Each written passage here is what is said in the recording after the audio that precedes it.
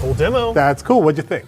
I think the game looks amazing. I haven't spent a whole lot of time with that title yet, but I know I'll be bad at it. Ray tracing is spectacular technology. It is. It's the subject of the topic that we're going to cover today. Deep dive. In the ray tracing technology deep dive. Thanks for joining us, Tom. I'm very excited to be here. I can say that, again, on the level of difficulty, this is going to be a little bit more technical. Okay. I'm wearing my ray tracing. I love it. Shirt. That is it's not the really Death ray Star. tracing, but Death Star.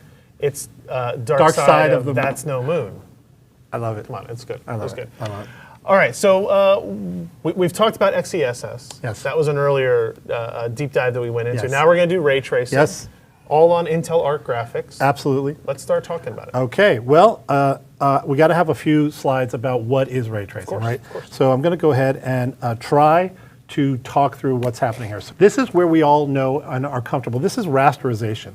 And in rasterization, we're basically taking a three-dimensional model and we're projecting that to what's called screen space. And then we're effectively colorizing that with shaders. It's basically a giant simplification of how you would light a scene, but it's the way modern 3Ds work today.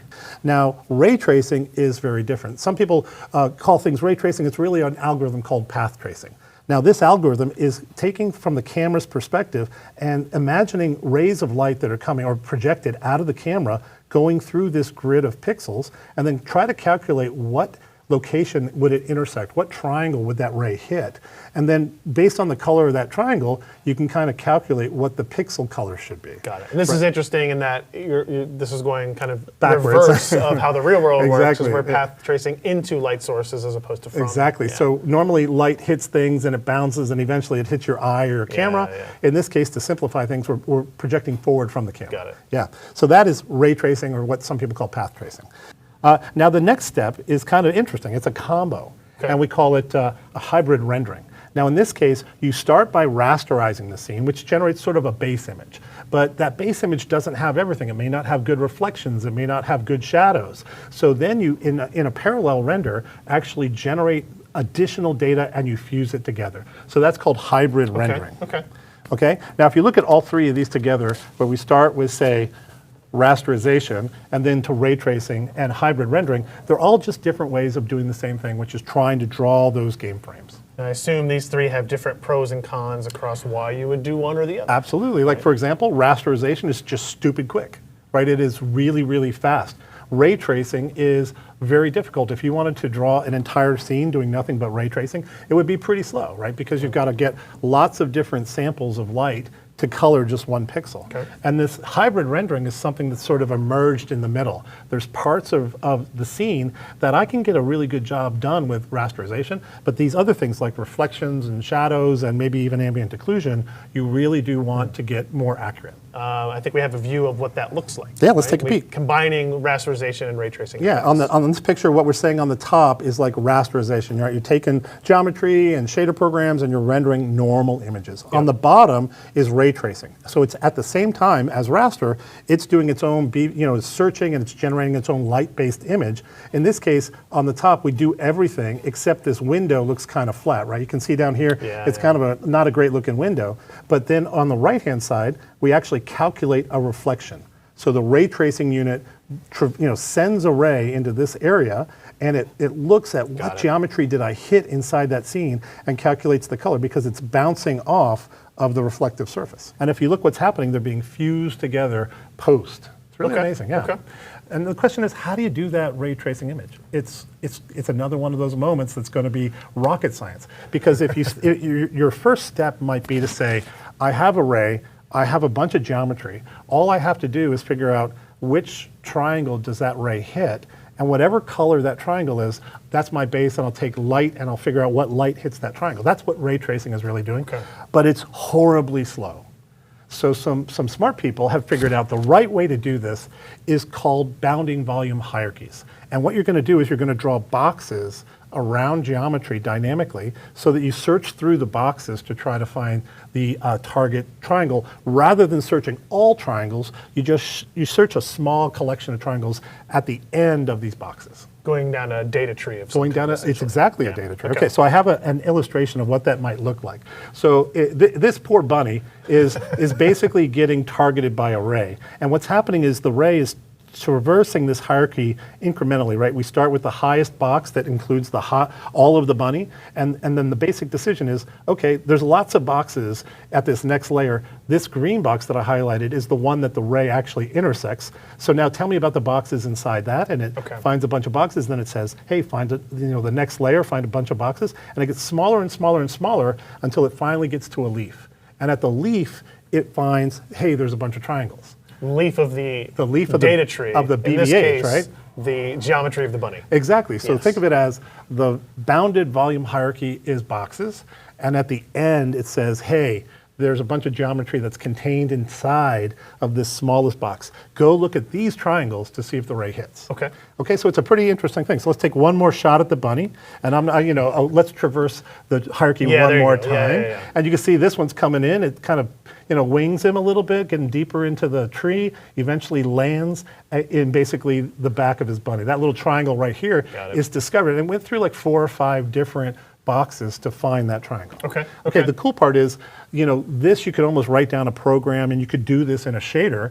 It would just be pretty slow running this in a shader, and that's what we're going to talk about next. Okay, so the real question is, what's next? After you do a BVH, you might want to say, what's the work look like? Can we just do this in software, or do we actually need hardware? Right. So on the top, this is actually showing you all the compute that would be required to do this in software on a shader. This is a GPU accelerated BVH traversal. It's a typical ray tracing. Even when done on a GPU, this is without a ray tracing acceleration. This is just a compute shader, and it's showing you the floating point on the bottom and the integer instructions on the top. And it's basically doing that table walk through the BVH, and it's doing the shading at the end.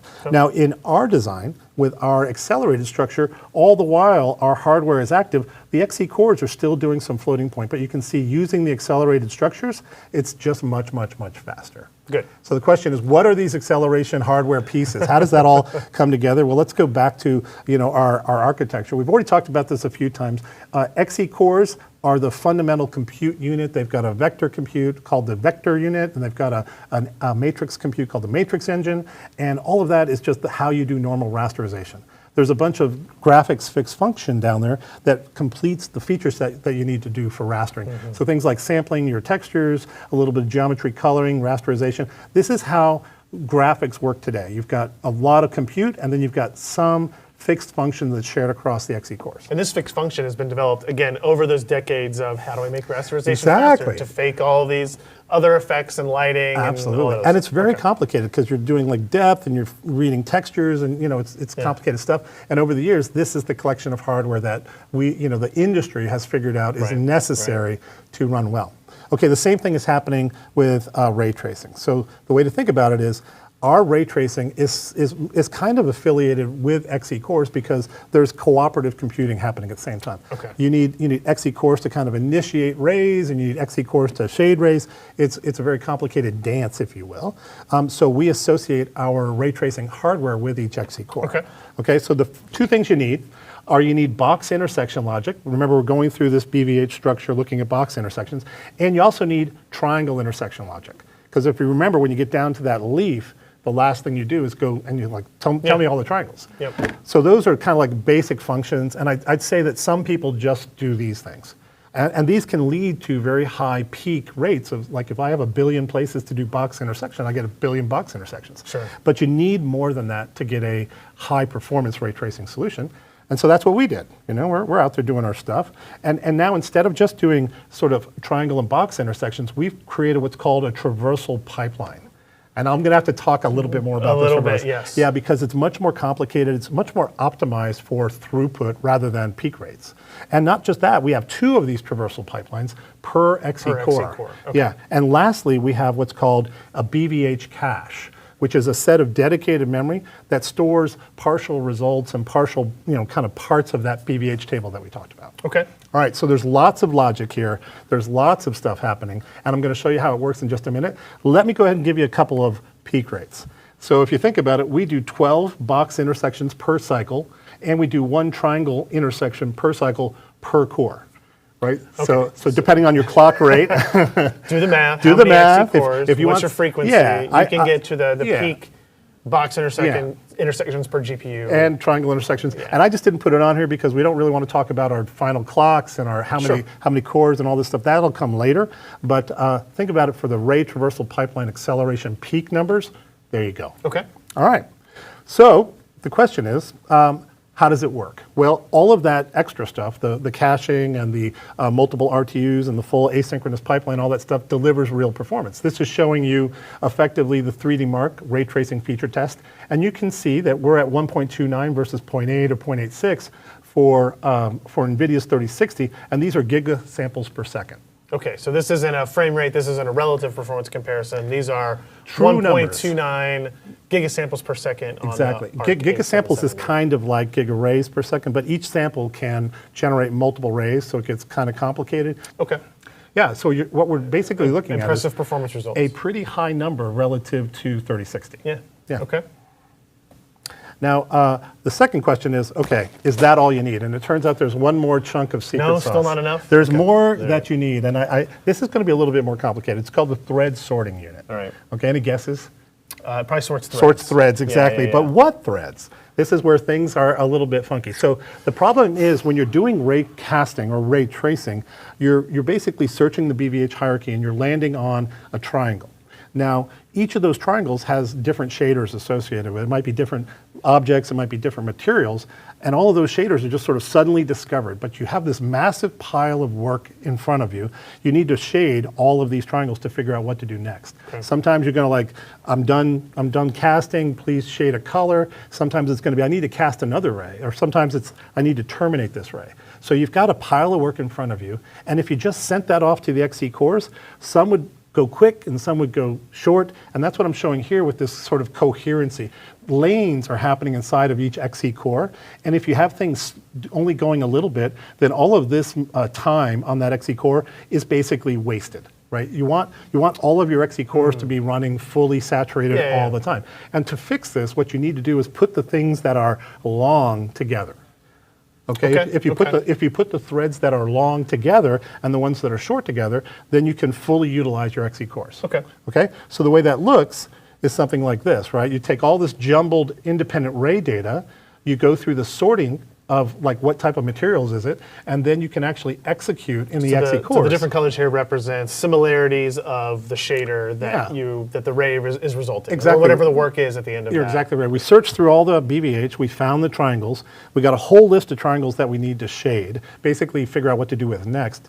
And how do we get that work done? Well, we need to sort them to put those into the same buckets so that they will all execute with roughly the same amount of time. Sorting unit improves the efficiency of the throughput of everything. Yeah, it improves everything. Removes the bubbles from the pipeline and makes us You are exactly right. faster. Okay, that wasn't too bad, right? No, not bad. So we're sorting. Colored boxes I can understand. Colored boxes. I think we can all get it, right? We're sorting because it improves efficiency, and efficiency is throughput. Okay. All right. Let's tie all this together. Asynchronous ray tracing. On the front end, we have ray generation, where you're sort of creating the structure of how many rays do I have. It's got the origin, the direction, a bunch of metadata, and that's like your work set. Then that gets issued and run on our ray tracing unit. Okay. The ray tracing unit's doing all that BVH traversal, it's finding hits, it's eventually getting down to leaves for all of the rays, and it calculates a bunch of hits, a bunch of different shaders that need to be executed per pixel.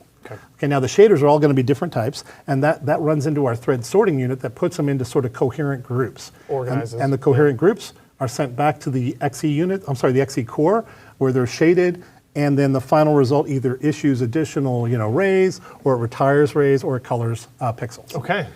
Pretty exciting. Yeah. That is an advanced ray tracing engine. I love it. All right, so what does it do? Well, at the end of the day, we've got this demo that I want everybody to see. It's called the Intel Spheres demo. And it has alpha cutouts, which allows rays to traverse through these spheres. And in this result, you'll see we run 69.5 frames per second. That's the A770 again. And that happens when we have just one shader. So when you don't need to do any kind of sorting, when it's all the same material, we get 69.5 frames per second. Okay. Now, if you have 128 different types, which maybe one's shiny, one's bumpy, one's transparent, maybe one is sort of like diffracting, all of that kind of difference is different shaders. And those shaders, when you have 128, our performance goes down to 52.8 frames per second. Okay. And that's bad, but it's not that bad, right? It's 10 frames per second out of 60.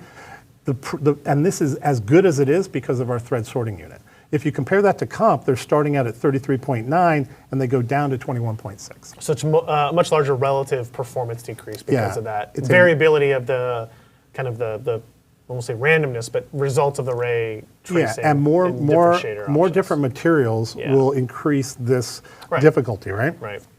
So by adding this thread sorting unit, what we're really doing is we're enabling the ecosystem, we're enabling ISV developers to be more free with materials. Okay. Pretty neat. So we have a powerful ray tracing architecture. I think the engineers and the architects should all just, hey, whoa. Good stuff, right? We have one TSU per XE core, and it does high performance asynchronous ray tracing. We got one RTU, which is the ray tracing unit per XE core, two ray traversal pipelines per XE core, 12 intersections per clock, 12 box intersections per clock, one triangle, and we have a dedicated BVH cache. That's some stuff. So that is the architecture about why our ray tracing implementation is good. Yes, and we support DXR 1.0, 1.1, and Vulkan RT. So all of the major APIs are accelerated on this RT engine. Okay, that's good. It is good. Great to understand the technology. Great to see the hardware and all the great engineers that have put all this stuff together. But oh, you want to see? I like to see it actually in a game. Okay, well, why don't we go take a look at Ghostwire Tokyo? Let's do that. And we'll see what we've got. Okay, so we're in Ghostwire Tokyo, and it's a futuristic scene. It's got ray tracing enabled on this side, on my machine, Ryan, ray tracing off on your side. Correct. But right away, I mean, just sitting here, you can see my scene has beautiful reflections, great detail, but yours has reflections too, right? But right away, you're like, okay, well, how's that possible? Ray tracing's not enabled. Well, the truth is you're seeing a technique called screen space reflections. And maybe we'll learn a little bit about where is that good and where is there limits. So let's go ahead and go forward, and then we're going to take a right, and we're going to go down this little, past the umbrella, past the stairway, and we're coming past this. Look at all my little reflections are looking really good. And then we're going to see that red umbrella, and we're going to come in front of these 3 green lights. Okay? Now we're approximately the same spot. You can see the umbrella. Back up a little bit. Now, the reason I'm here is because in my lights, I can see some text. I can see some more detail in the shadows. I can see this reflecting. In yours, I just see sort of green smudges. Yep. Right, and that's all because they're doing an approximate reflection. Now, another cool thing about reflections is they're supposed to be persistent. So in my case, if I rotate downward and move the green things off the screen, my reflections stay there. Your reflections disappear, right? Yes. So what's going on with that, right? It's this whole idea of screen space reflections, where if you don't have the object drawn in a pixel on the screen, you can't project it. You can't. So it's almost like a baby where there's no persistence of objects, right? There's no persistence of light in this title when it's screen space reflection. Okay. Okay. So now look to the right, and we're going to walk down a little bit. And kind of, again, look at my reflection here on the ground. You see how mine has, there's like a building off in the distance there somewhere. And if you kind of back up a little bit, you'll see, hey, you don't have a building really. And then if you rotate down, you'll see how that kind of changes. So look at your reflection as you rotate up, and then something weird's happening, right? What is that? So again, there's a moment when there's a screen space reflection, but then there's a moment when there's nothing. And so when there's nothing, the game is going to draw sort of an interesting background texture on reflective surfaces. So all of those artifacts are the difference between ray tracing and traditional raster. So let's go over here and take a look at one more thing. Take a right, and we're going to come over and look at this LED thing. So as we're walking, you can see I'm getting very crisp. This is pixelated because it's actually looking at individual LEDs over here on the wall. So if we back up, I'm backing up, you're backing up, and we're going to take a look at my cool reflections. And you can also see over here in the window, mine's generating real ray traced reflections on the floor. Yours is looking a little bit more like a blur. And it's the same idea. If you rotate down, you're not going to see your colors as you are dealing with it, right? They kind of disappear and they turn into that white thing, right?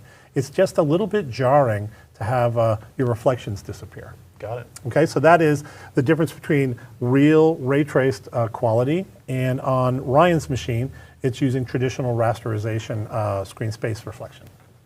Great demo. I didn't have to die in this demo. You didn't die. I for love purposes of entertainment, so I appreciate it. People always see reflections in rastered games, right? Yeah. And this is the first time I think we've ever explained. Well, it's called a screen space reflection, right? And it's a trick. It's not a trick. It's a technique to try and get something to look like it's reflected when there's really no reflection happening, right? So let's talk about more than Ghostwire, okay? More than the one title. More than the one title, and you know how we're doing right now. We're giving full disclosure. So here we are. This is our ray trace enabled game performance, and we're showing the ARX A770, and you can see we're stacking up our performance. Again, this is done apples to apples as much as possible. The system configurations are all in backup, driver numbers, all the rest of that, and you can see our ray trace performance versus NVIDIA is, kind of some we win, most we win really, but it's, some we lose. Sure. And what I really like is this is another example where our engineering team is just cranking, right? We say, what's going on with Ghostwire Tokyo? And they're like, I'll be right back. And so now we have a brand new beta driver on Ghostwire Tokyo that improved performance by 25%. That's a pretty good amount. Yeah, and it's just an example of, we've mentioned a couple days, a couple times it's early days for us, and things are going to continue to get better. Yeah. This is one great example. Very good. All right, but I like to normalize, right? Normalizing, normalizing removes all the ambiguity, and all of a sudden you can see, okay, there's a couple that were down, but most of them were up on. So our ray traced performance versus 3060, I think it's pretty compelling. That's very impressive. Yeah. Now let's take a look at 1440 games, and in this case, the performance on our ARX 770 at 1440 with real high ray tracing is, it's going to be hard to enjoy this 25 frames per second, 34 frames per second, but this is where XeSS really comes in, right? XeSS running balanced, 25 goes to 44, and on performance, 25 goes to 52, 34 goes to 68. It's just a pretty awesome combo. Yeah, I mean, even something like Hitman 3 going from just over 30 to well over 60, near 70 magic number. By turning that on. We talked about and that we've talked about XeSS. We know how it works. We know what image quality capabilities it provides too. And it's key that XeSS seems to be very well matched to ray tracing, right? It is. It's a great ability to continue to improve image quality without sacrificing your frame rates and performance that enthusiasts want. Yep, I just showed you again the impact of the new beta driver. We're now up to 30 and 64, so things are going to constantly be sort of tweaking. Pretty exciting. Normalizing, you can see our speed up because of XeSS is somewhere around 2. Again, these numbers are going to be bigger at the more frame rate challenged end of the thing and less at the high end. We've already talked about this in the XeSS video, but it's great results. Okay. So we have to one more thing. We're very happy to say that Gotham Knights is going to be launching on October 21st with ray tracing. Our dev tech and dev rel teams have been busily integrating there. I'm looking forward to this title. And this is just key art, but they got a lot of reflections on the There's a lot of reflections. You can see some soft shadows. I'm pretty excited about it. It's going to be great. So let's wrap it up. Okay. I mean, what's the takeaway for me for this from ray tracing is that we have built a very competitive leadership, maybe I might say, ray tracing capability in the ARC GPUs. Yeah, I think so. I think so. And gamers and consumers can be able to take advantage of that in combination with other technologies like XeSS. There's absolutely no question. Our ray tracing hardware is, definitely at the front end. I mean, ray tracing is still relatively new technology. Sure. So not just us, NVIDIA, AMD, everybody's investing into ray tracing because it's giving good results, right? Physically, much more believable worlds. And I think that's going to become, a continued trend where we're always struggling for realism. And right now, ray tracing is a pretty compelling way to do it. How far are we from having fully ray traced game titles? Right? We moved away from the rasterization side and the pinnacle of this is one of those like when you start talking about photorealistic gameplay. Yeah. And I honestly don't think in the short term there's a time when render based on rasterization is not like a good first step and then you add effects. But the truth is movies don't do it like that.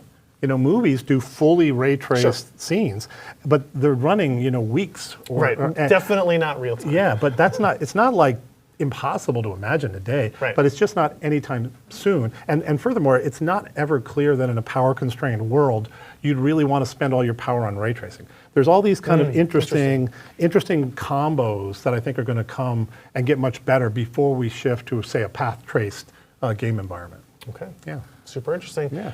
Thanks, Tom, for walking us through ray tracing technology, education before you get to the data and the gameplay. Thank everybody for watching. Thank you, everybody, for watching here. arc.intel.com. Go there, find all of our content, all the details about technology and features and capabilities and performance of the Intel Arc graphics products as we get ready for release. It's going to be cool. It's going to be fun. Thanks, everybody.